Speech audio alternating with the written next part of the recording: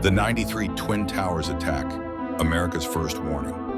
On February 26, 1993, New York City was moving at its usual relentless pace. Office workers filled elevators. Tourists snapped photos in the World Trade Center plaza. Lunch plans were being made.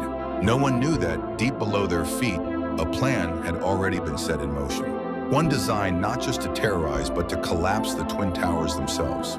At 12:17 p.m, a thunderous explosion ripped through the underground parking garage beneath the North Tower. The blast was so violent it punched through multiple concrete levels, creating a crater nearly 100 feet wide. In an instant, the World Trade Center was plunged into darkness, smoke, and chaos. This was not an accident. This was terrorism, the plan. The attack was meticulously designed.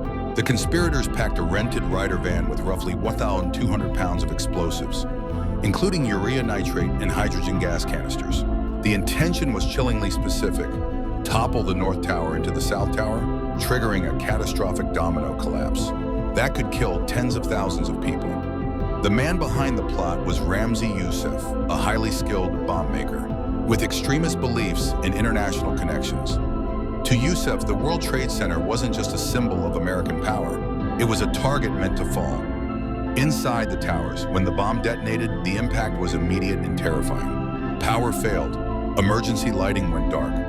Thick black smoke poured into stairwells, trapping people in elevators, forcing more than 50,000 occupants to evacuate blindly, some descending over 100 floors on foot. Parents carried children. Strangers held hands. Some people collapsed from smoke inhalation. Others were injured by falling debris. First responders rushed in with limited visibility, unsure if more explosions were coming. Despite the scale of the blast, the tower stood, but survival came at a cost. The victims, 6 people, were killed: John DiGiovanni, Stephen Knapp, Robert Kirkpatrick, Wilfredo Mercado, Monica Smith, Port Authority officer Raymond Wong. More than 1,000 others were injured, many permanently. For the families, the attack wasn't a failed bombing. It was a devastating loss that never truly ended. The manhunt, the investigation, quickly uncovered a web of extremist operatives, operating out of New Jersey. A break came when one conspirator, Mohammed Salama, returned to claim the rental deposit for the van used in the attack, leading investigators straight to the cell. Ramzi Youssef fled the country, traveling through Pakistan and other regions under false identities.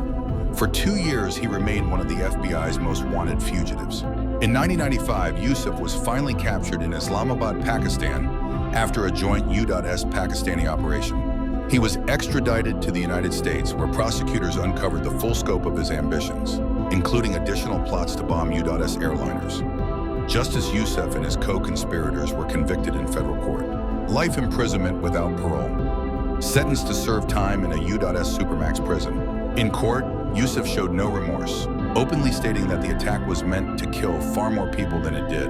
The warning America missed, the 93 World Trade Center bombing, was more than an isolated act of violence.